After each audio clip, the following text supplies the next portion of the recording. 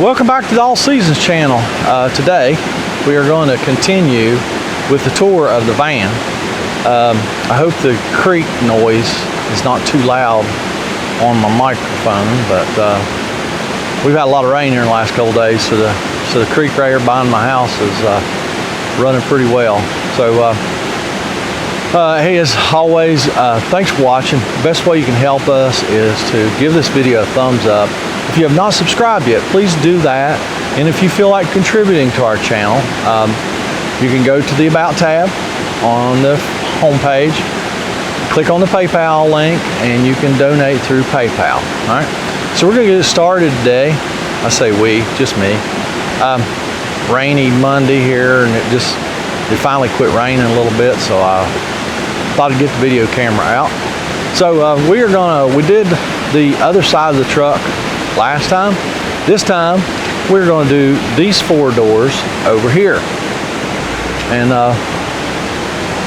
hopefully, I know the audio is horrible.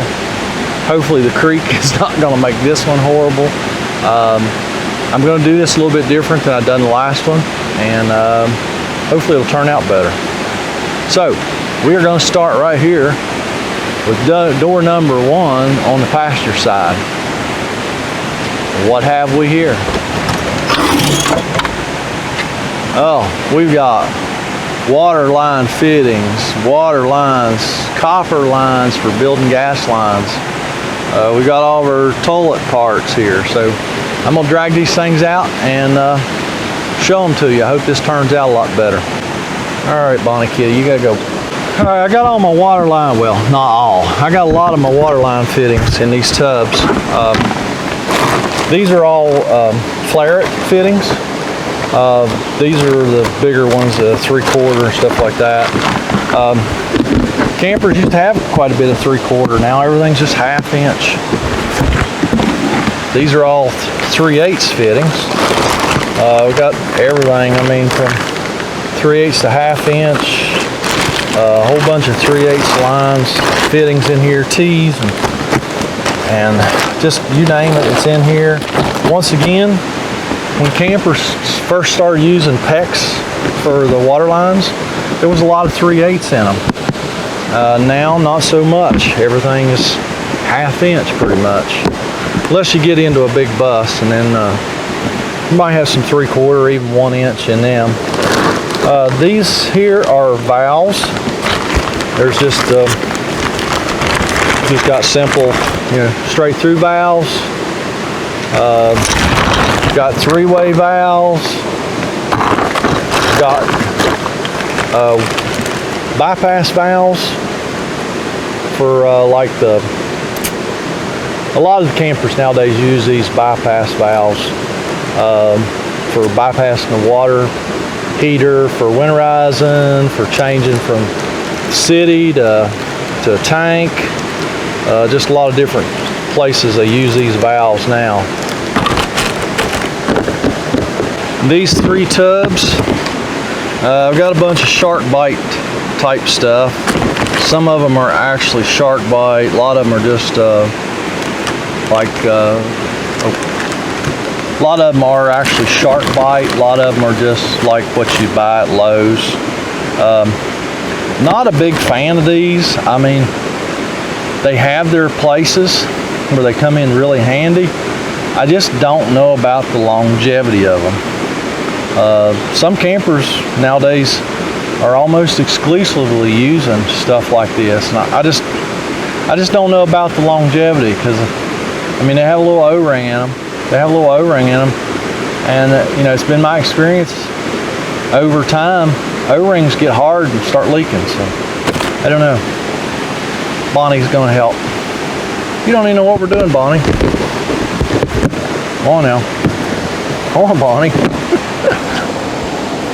You're crashing my show, Bonnie. All right, in this tub here, we just got a bunch of miscellaneous stuff. I've just made up some pipes for like testing. Here's the one that I use on the washer dryers. It's a Y pipe. There's one in here that I use on like commodes if I want to test a If I want to test a commode, you know, outside the camper, I've got a fitting for that. Just a bunch of stuff, and a bunch of old, there's also a bunch of old gray fittings in here. Any of you old timers remember when the campers had all the gray fittings? Mobile homes and travel trailers had all these old gray fittings. So I've just collected some of these over the years. Of course, man, we just very seldom ever see those anymore. I've got a water pressure regulator in here with the gauge on it, so I can see what kind of water pressure a campground is putting out if I need to. A lot of times people have water leaks in their water system and they don't have a pressure regulator in the system, and they're just got too much pressure. So I can test that. Just a whole bunch of miscellaneous fittings in here. Plugs for Atwood water heaters, the plastic plugs. This comes in handy a lot of times. People have a water hose, and I'm trying to put water in the camper. Their hose might be 50 to 100 feet away from the camper. I'll just put this on here, and that way I can open and shut the water line, open and close the water line right at the camper. So yeah, so that's pretty much what it's in that tub.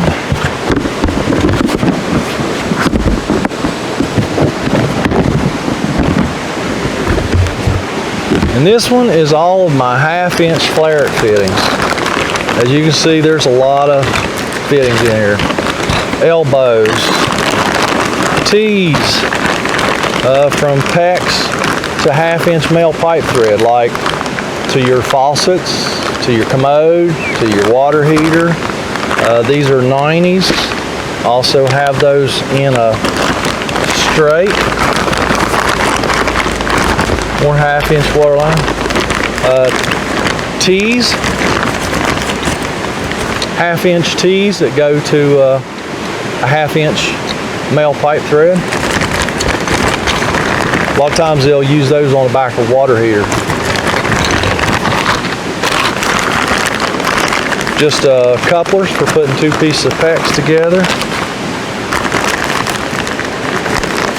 There's the straight fitting from 1/2-inch PEX to 1/2-inch male pipe thread. Just a whole bunch of, here's a garden hose. Here's a garden hose to a 1/2-inch male PEX. Just a 1/2-inch PEX, I mean. Caps for 1/2-inch PEX. Just a bunch of loose nuts. Some new gaskets for the fittings. Just a whole bunch of 1/2-inch flare fittings.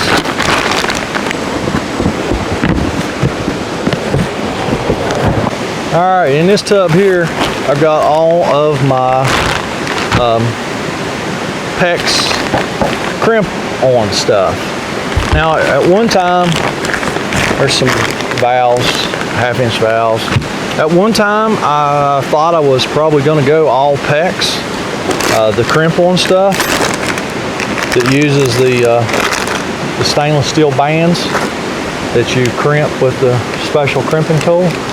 But you know, just seems like there's a lot of situations in an RV that this doesn't work well.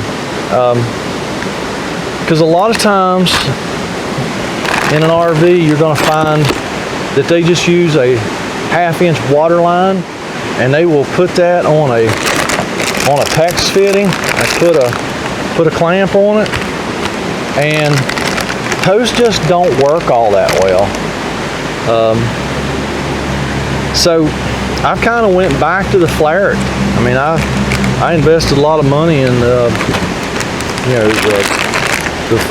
PEX stuff, but I don't know, it just seems like in some situations it just does not work very well. I mean, I've got a lot of fittings here, T's and elbows. Now here's what I really don't like about the PEX. Let me get one of these opened up.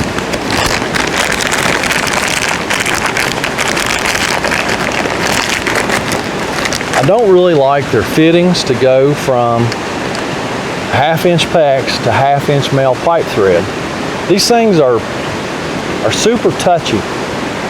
If that fitting is not exactly straight when you screw it on, I mean, if it's kind of in a bind, yeah, you can get the nut started and straight. But if that fitting's in a bind just a little bit, you will never get that thing to seal. And then if you over tighten these just a little bit, you'll just break the back right out of this fitting. And you know, and it's one of them things that might not show up today, it might show up next week. And you don't want callbacks. So I don't really like these things. That's one of the biggest faults that I find with the PEX. Got another pressure regulator. Oh no, actually this is not a pressure regulator. I see straight through it. That is just a gauge. I'm gonna put that in there with that other one. Now I've used a lot of this PEX in my house and it does great. I don't know, it just doesn't seem like it works well in a lot of RV situations. I know some of you guys will probably want to argue with me, but you know what? That's just my experience. I'm just telling you. I gotta always keep some water hose gaskets. People's water hoses are always leaking on the side of their camper. A bunch of other miscellaneous stuff down there. Now here's something that's really useless. I don't know why I kept this. Plastic PEX fittings. Now those really just don't work well with the clamps. These plastic fittings, these plastic PEX fittings are just notorious to crack. So I would never install one of these on a customer's unit. I don't know how I ended up with this. Because if I'm going to use PEX, I am going to use the brass fittings. That's really about the only thing that's in here. Oh, a breaker, they call it a breaker check valve, a vacuum breaker check valve. See these things a lot of times in campers, modern campers. They'll put these in a lot of different situations. I've seen them put on washing machine water lines, definitely on commode water lines. I don't know. They are pricey though, for what they are, little plastic check valve.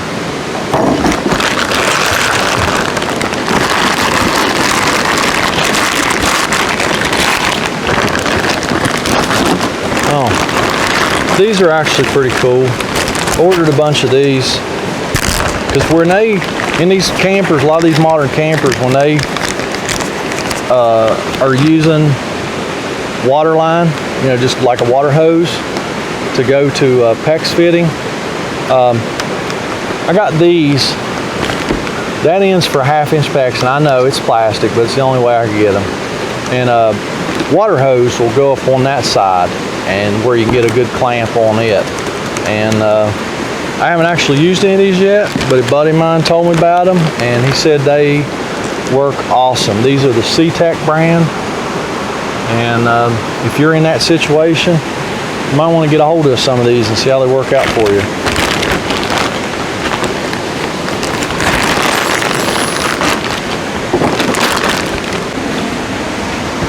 Alright, in these two tubs I have all my toilet parts. This one over here is all Tetford. This one's all Dometic. So it's just commode valves. Some of the older stuff, some of the newer stuff. Just commode valves with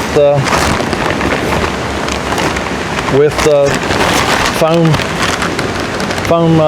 seals.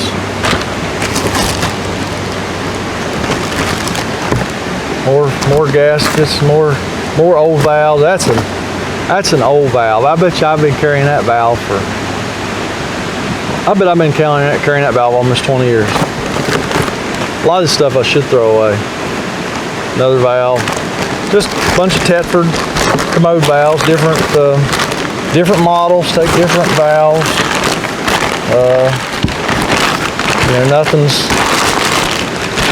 Nothing's very universal. This is all my Dometic commode valve stuff. Ball seal, more ball seals, valves, spring pack, ball, and new valve. There's a new water valve in there. Different flange gasket for different Dometics. More bowl seals. Another one of those gaskets. Plenty of commode gaskets. Different sizes, different configurations. More valves. More valves. More valves. More spring packs. So yeah, that's all that's in that one.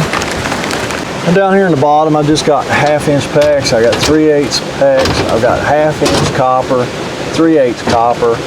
Of course, you know, when we're working on water lines, we need that, and when we're working on gas lines, we need the copper. So, yeah, that's everything that's in door number 1. Now, what may ask you is in door number 2. Well, this is all of my chemicals. I'm not going to pull all this stuff out, but I'm going to have to change the battery here. Y'all hang loose while I change the battery. All right, door number 2. I'll start back here. Got Windex. It's good for cleaning everything. It's even good for zits.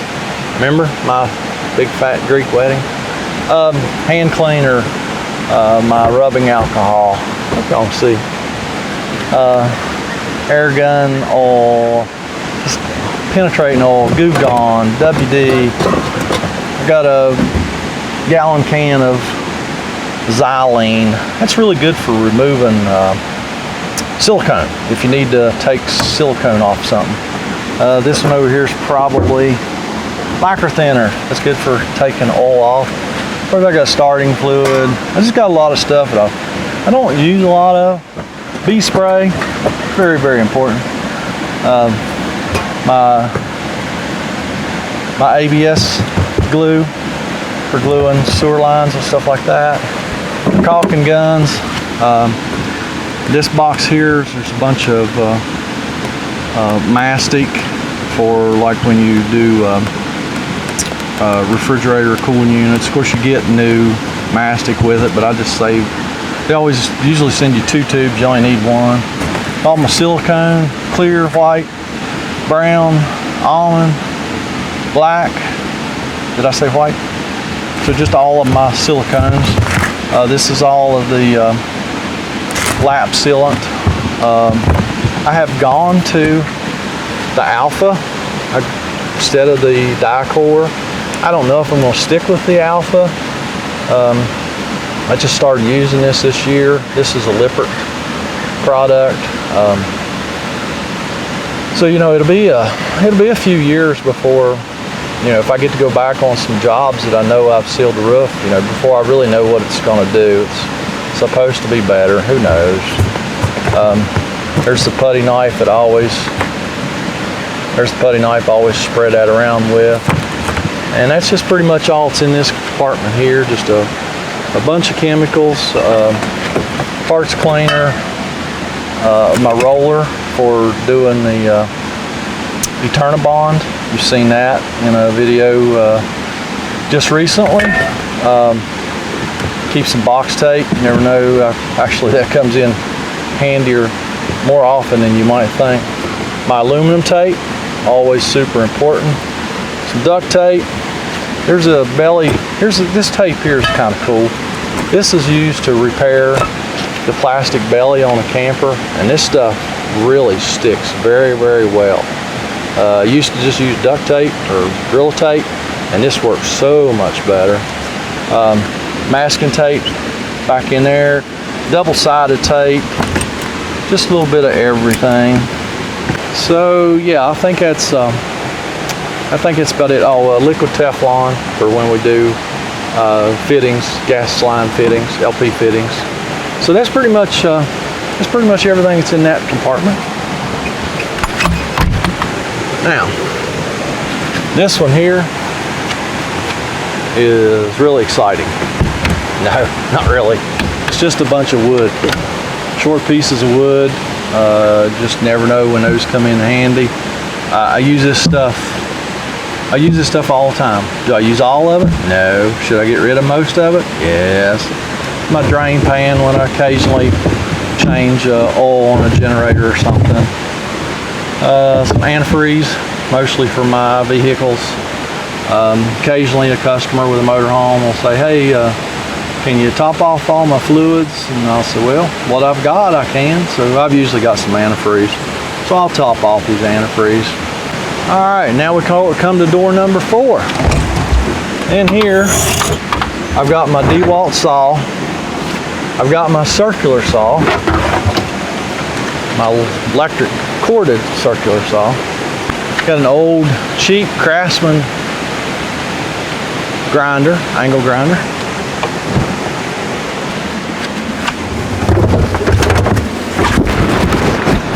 DeWalt 1/2-inch impact, an old cheap Craftsman jigsaw, 1/2-inch corded drill, 3/8 corded drill.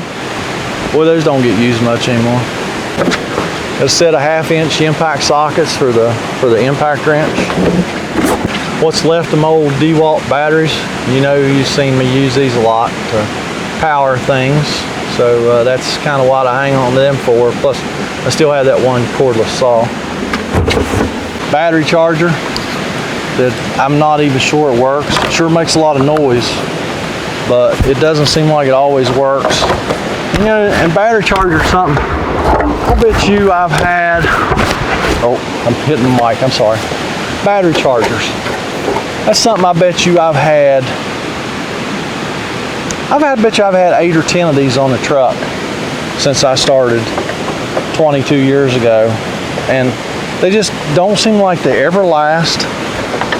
And when I pull them out, they never work. So I don't know, I'm hanging on this one. I don't know why. Like I say, it makes a ton of noise, but I don't really think it works. All right, down the bottom here, we got a couple propane tanks. One is plumbed into the truck, so I can test furnaces on the back of the truck, which you should have seen me do that before. This was just a one. If you'd be surprised how many times I've got to a customer's site and we're working on the LP system and they're out of gas. I put my bottle on there and everything works. They go, oh, wow, I guess it's out of gas. It's like, well, guess so. Bottle jack, which is about needs to be replaced again. It's starting to leak oil really bad. Can of floor dry in case I have a spill. That used to be a can of carburetor cleaner that I would actually use. Oh, it's still full actually. I thought it had leaked out. I'll clean the wheel bearings in that. We don't do too many carburetors anymore, but yeah, I will clean wheel bearings in that. So there you have it. There is part 2, my truck tour. What I think a good mobile RV guy should have on his truck. The response I got on the first one is not all that great. So if it doesn't pick up some, I may not do a third one, but anyhow, this is part 2. As always, thanks for watching. Don't forget to give this video a thumbs up. Subscribe if you haven't. You can contribute on the PayPal link. I've already told you about that. And I'm gonna go fix another one, and y'all have a fantastic day.